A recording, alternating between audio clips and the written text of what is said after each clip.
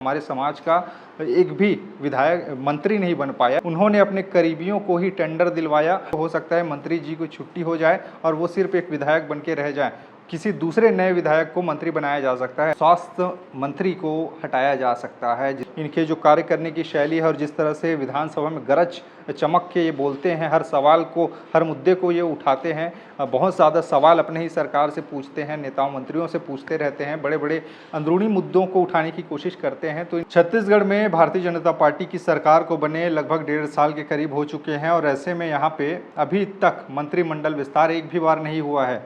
विष्णुदेव साय यहाँ पे मुख्यमंत्री हैं और काफ़ी लंबे समय से, कई महीनों से अटकलें चल रही हैं कि अब मंत्रिमंडल का विस्तार होगा, तब मंत्रिमंडल का विस्तार होगा, इन विधायकों को मंत्री बनाया जा सकता है। ऐसे करके लगातार जो अखबारों के और समाचार चैनलों के जो हेडलाइन है वहाँ पर छाई हुई है और ऐसे में अभी तक कोई भी सुगबुगाहट इसको लेकर नहीं है, लेकिन कयास है कि आने वाले समय में हो सकता है। आखिरकार कहाँ विलंब हो रहा है, कहाँ क्या कुछ देरी हो रही है, इसको लेकर अभी तक कोई ठोस जवाब नहीं है। लेकिन हाँ, बहुत मुमकिन है कि यहाँ पर जो अभी मंत्री हैं उनको हो सकता है 1-2 की छुट्टी हो सकती है। उनके परफॉर्मेंस पर सवाल उठ रहे हैं कि इनका जो विभाग है, इनको जब विभाग चलाने की जो जिम्मेदारी दी गई थी वो निर्वहन नहीं कर पा रहे हैं। तो हो सकता है मंत्री जी को छुट्टी हो जाए और वो सिर्फ एक विधायक बन के रह जाए, किसी दूसरे नए विधायक को मंत्री बनाया जा सकता है। ऐसे अटकलों का बाजार तेज है। कौन कौन से वो मंत्री हो सकते हैं, किनके बारे में ऐसी चर्चाएं हैं, ये भी मैं आपको बताऊंगा और आखिरकार क्यों ये नहीं हो पा रहा है इसको भी समझने की कोशिश करते हैं। दरअसल हमारे छत्तीसगढ़ में 90 विधानसभा की सीटें हैं और 90 विधानसभा की सीटें में एक फॉर्मूला ये है हमारे पूरे देश में कि टोटल जो सीट है उसका 15% ही मंत्री बनाए जा सकते हैं, यानी कि मंत्रिमंडल उतने लोगों को जगह मिल सकता है। यानी कि छत्तीसगढ़ के 90 विधानसभा की सीटों को अगर आप उसका 15% निकालें तो 13 निकल के आता है, यानी कि अधिकतम 13 मंत्री यहाँ पे बनाए जा सकते हैं। लेकिन पिछले बार जो थे वो 12 मंत्री थे और बृजमोहन अग्रवाल थे शिक्षा मंत्री। जब लोकसभा का चुनाव हुआ तो उस दौरान में बृजमोहन अग्रवाल को सांसद का टिकट दिया गया भारतीय जनता पार्टी के दौरान में और वो जीत के दिल्ली को गए और उनकी जो रिक्तता है, यानी कि उनका जो खालीपन है मंत्रिमंडल में, वो दूर नहीं किया जा सका है। चूँकि उनके जाने के बाद में कोई नया मंत्री आया नहीं। वो जो जिम्मा संभाल रहे थे शिक्षा मंत्री का, वो दायित्व तो मुख्यमंत्री ने स्वयं अपने पास रखा है, विष्णुदेव साय ने। और ऐसे में इतने विभागों की जिम्मेदारी 1-2 मंत्री संभाल रहे हैं, यानी कि अभी 11 मंत्री हैं हमारे छत्तीसगढ़ में। उनके जो जिम्मेदारी में जो 57 विभाग आते हैं वो सारी की सारी हैं। तो ऐसे में वो कश्मकश की स्थिति है कि एक ही कितना संभाले, मंत्रिमंडल का विस्तार हो, नए लोगों को जगह मिले या फिर पुराने जो रमन सिंह के समय में मंत्री थे उनको और दोबारा से मंत्री बनाया जा सकता है। इसको लेकर काफ़ी ज़्यादा चर्चाएँ हैं और अटकलों का बाजार तेज है। आपको पता ही है कि हरियाणा में भी 90 विधानसभा की सीटें आती हैं और वहाँ पर भारतीय जनता पार्टी की सरकार है, नायाब सिंह सैनी की सरकार है। और ऐसे में वहाँ पर भी फॉर्मूला यही तय किया गया कि पहले होता ये था कि 12+ का जो फॉर्मूला था वो लागू था, लेकिन जब सरकार बनी तो उसके बाद में फिर 13+ का फॉर्मूला लगाया गया और मुख्यमंत्री समेत 14 लोग वहाँ पर मंत्री बने, यानी 14 विधायक मंत्री बने। लेकिन छत्तीसगढ़ में अभी हाल ही में जब चुनाव हुए थे पिछले बार, तो उसमें केवल 12 मंत्री बनाए गए थे, यानी कि 2 अगर 14 वहाँ पर बन सकते हैं तो हो सकता है यहाँ पर और जो नए मंत्री आ सकते हैं, यानी कि विधायकों को बनाया जा सकता है। और वर्तमान में 11 हैं, तो वैसे में 3 क्या आ सकते हैं, ये कयास हैं। लेकिन वो कौन कौन से नाम हैं जो चर्चा में चल रहे हैं, इसको भी आपको बताने की कोशिश करते हूँ। पहले आप समझिए कि आखिरकार छत्तीसगढ़ में कौन कौन से वो मंत्री हैं जिनको लेकर अटकलों का बाजार तेज है कि इनको हटाया जा सकता है। काफ़ी ज़्यादा चर्चा स्वास्थ्य विभाग को लेकर सामने आया और स्वास्थ्य विभाग की बदहाली तो आपको पता ही है कि हमारे यहाँ कैसे कैसे स्थितियाँ हैं और ऐसे में हो सकता है कि स्वास्थ्य मंत्री को हटाया जा सकता है। जिस तरह की बातें सामने आ रही है, स्वास्थ्य मंत्री हैं श्याम बिहारी जायसवाल और उनके जो परफॉर्मेंस है, क्या उसे मुख्यमंत्री और ऊपर में बैठे, दिल्ली में बैठे उनके जो आला कमान नेता हैं वो समझ पा रहे हैं? क्या उनको हटा के किसी दूसरे को मौका मिल सकता है? ये एक चल रही है अटकलों का बाजार। वहीं दूसरी ओर है एक मंत्री और हैं, यानी कि महिला एवं बाल विकास मंत्रालय, जहां पर अभी कुछ दिनों पहले भ्रष्टाचार का एक बड़ा बोलबाला उजागर हुआ था, जहां पर आरोप ये लगा मंत्री लक्ष्मी राजवड़े पर कि उन्होंने अपने करीबियों को ही टेंडर दिलवाया। जो आंगनबाड़ी केंद्र हैं वहाँ पर जो टीपे की सप्लाई हुई, जो बॉक्स की सप्लाई हुई, गुणवत्ताहीन वो पूरे के पूरे जो वहाँ पर जितने भी माल सप्लाई किए गए थे गुणवत्ताहीन थे और उसको 40 करोड़ का टेंडर जारी किया गया था और अपने ही जान पहचान के लोगों को टेंडर दिलवाया गया था। ऐसे करके बहुत सारे आरोप लगे जिसके चलते काफ़ी ज़्यादा वाद विवाद बना रहा। तो हो सकता है कि महिला एवं बाल विकास मंत्रालय में भी बदलाव हो जाए, उनकी जगह में कौन महिला विधायक मंत्री बन सकती हैं, इसको लेकर भी चर्चा है। साथ ही साथ बहुत सारे पिछले 1-2 महीने पहले ओपी चौधरी को लेकर भी एक खबर सामने आई थी, जहां पर मुख्यमंत्री को एक महासमुंद के युवक ने कह दिया था एक लेटर लिख के कि मुख्यमंत्री जी ओपी चौधरी को मंत्री पद से हटा दीजिए, क्योंकि 57,000 शिक्षक भर्ती का वादा आपने किया था और बहुत सारी फाइलें ओपी चौधरी ने अपने विभाग में लटका के रखा है। तो ऐसे में उनको पत्र लिखकर ही कह दिया था कि इनको हटाया जाना चाहिए। तो क्या हट सकता है? खैर, ये उनके विवेकाधिकार पर है। ये बहुत मुश्किल भी लगता है कि आखिरकार मुख्यमंत्री हटाए तो हटाए किसे और पद में लाए तो लाए किसे। ये सारी चीज़ें चल रही हैं। लेकिन अब जानिए कि आखिरकार कौन कौन से वो सौभाग्यशाली लोग हैं, कौन कौन से वो सौभाग्यशाली विधायक हैं जिनकी जो खबरें हैं वो चल रही हैं कि आखिरकार इनको मंत्री बनाया जा सकता है। शुरुआत करते हैं गजेंद्र यादव। काफ़ी ज़्यादा चर्चित ये नाम है और राष्ट्रीय स्वयंसेवक संघ से इनका जुड़ाव रहा है। इनके पिताजी का गहरा नाता रहा है राष्ट्रीय स्वयंसेवक संघ से। ऐसे में इनको बनाया जा सकता है, गजेंद्र यादव को। ऐसे करके अटकलें हैं। ये दुर्ग शहर से विधायक हैं भारतीय जनता पार्टी के, तो इनको मौका मिल सकता है, ये चर्चा के केंद्र में है।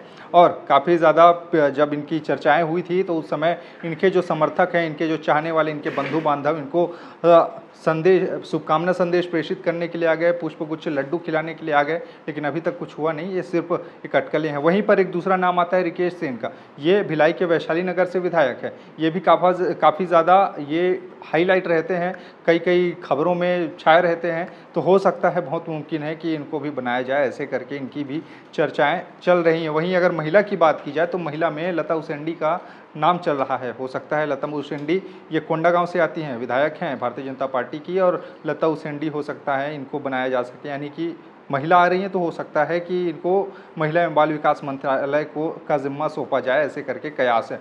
वही जो अगला नाम निकल के सामने आ रहा है वो है रायपुर से, रायपुर उत्तर से पुरंदर मिश्रा। ये उत्कल समाज से बिलोंग करते हैं। पहली बार भारतीय जनता पार्टी ने यहाँ से उनको उतारा था रायपुर उत्तर से, और जीता भी इन्होंने कुलदीप जुनेजा को कांग्रेस पार्टी के हराया था। और इनकी चर्चा है कि इनको भी मंत्री पद दिया जा सकता है, इनको भी बड़ी जिम्मेदारी मिल सकती है। ऐसे करके और जो नाम है वो है पुराने नेता, जो लोग पहले मंत्री का पदभार संभाल चुके हैं, जिनमें से एक अमर अग्रवाल। काफ़ी ज़्यादा ये नेता अपने समय में बड़े बड़े विभागों की जिम्मेदारी संभाल चुके हैं रमन सिंह के समय में, और हो सकता है कि इस बार अमर अग्रवाल को भी एक मौका और दे सकते हैं। विष्णुदेव साय सरकार की कैबिनेट में इनको जगह मिल सकती है। पहले पीडब्ल्यूडी मिनिस्टर रहे रमन सिंह के समय में, बहुत सारे विभागों की जिम्मेदारी थी। बिलासपुर से आते, बिलासपुर के ये विधायक हैं। वहीं जो अगला नाम राजेश मूणत का भी आता है, राजेश मूणत भी पहले विधायक रह चुके हैं, विधायक हैं और ये मंत्री रह चुके हैं रमन सिंह के समय में, और ऐसे में इनको भी जिम्मेदारी सौंपी जा सकती है। ऐसे करके जो कयास हैं वो लगाए जा रहे हैं। काफ़ी ज़्यादा चर्चाओं का बाजार गर्म है। वहीं जो अगला नाम है, एवरग्रीन नेता माने जाने वाले अजय चंद्राकर। ये अजय चंद्राकर खुद विधानसभा से आते हैं और रमन सिंह के समय में बड़े बड़े विभागों की जिम्मेदारी संभाल चुके हैं, और अभी भी इनका चर्चा चल रहा है कि इनको हो सकता है मौका दिया जाए, क्योंकि इनके जो कार्य करने की शैली है और जिस तरह से विधानसभा में गरज चमक के ये बोलते हैं, हर सवाल को, हर मुद्दे को ये उठाते हैं, बहुत ज़्यादा सवाल अपने ही सरकार से पूछते हैं, नेताओं मंत्रियों से पूछते रहते हैं, बड़े बड़े अंदरूनी मुद्दों को उठाने की कोशिश करते हैं। तो इनका जो कार्य कौशल है काम करने का, प्रशासनिक और शासन वाला, इनको भली भांति सरकार समझती है, और हो सकता है कि इनको फिर से मौका दे और मंत्रिमंडल विस्तार में इनका नाम आ जाए। ऐसे करके जो चर्चाएं हैं वो चल रही हैं।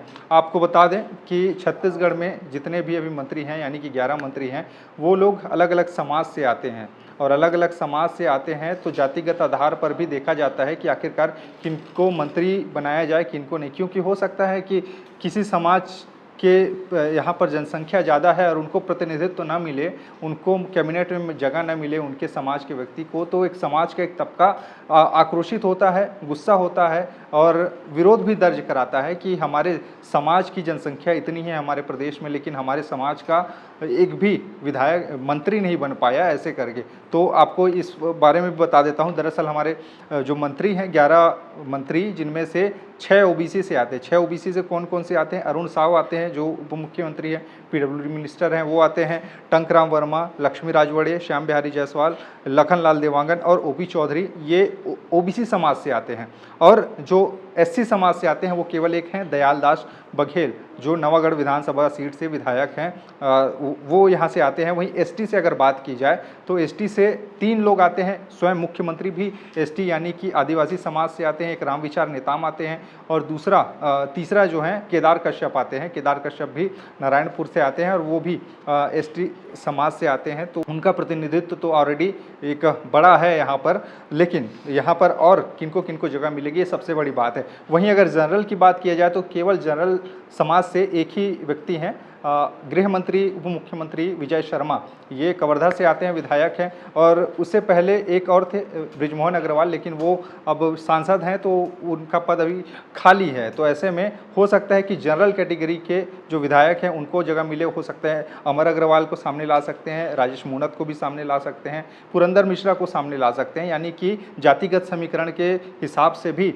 दांव चल सकती है भारतीय जनता पार्टी। अब आला कमान तय करेंगे कि आखिरकार किनको बनाया जाए, किनको ना बनाया जाए। अब मुख्यमंत्री के विवेकाधिकार पर है कि आखिरकार कब वो मंत्रिमंडल विस्तार के लिए निर्णय लेंगे। खैर, ये पूरा का पूरा मामला है। शिक्षा मंत्री कौन बनेगा और बहुत सारे विभागों में मंत्री कौन होंगे, ये अभी तय होना बाकी है। अगर मंत्रिमंडल विस्तार हो जाता है तो उसमें कहीं ना कहीं सहूलियत हो जाती है कि ये काम जो लटकी हुई है वो चलेगी, और प्रशासनिक काम और शासन का जो काम है वो चलाना आसान हो जाता है, क्योंकि काम एक दूसरे में बढ़ जाते हैं। एक ही आदमी सभी चीज़ों की देख रेख नहीं कर सकता, तो ये ज़रूरी भी है। खैर, आप क्या सोचते हैं, किनको बनाया जाना चाहिए, किनको नहीं, और किनको हटाना जाना चाहिए? आप अपने विचार नीचे बताइएगा। आपके तरफ के विधायकों का परफॉर्मेंस कैसा है, किन विधायकों को बनाया जाना चाहिए, किनके लिए आपके विचार नीचे बताते चलेगा। बाकी खबरें और भी है, जिसके लिए बने रहिए छत्तीसगढ़ के साथ। नमस्कार।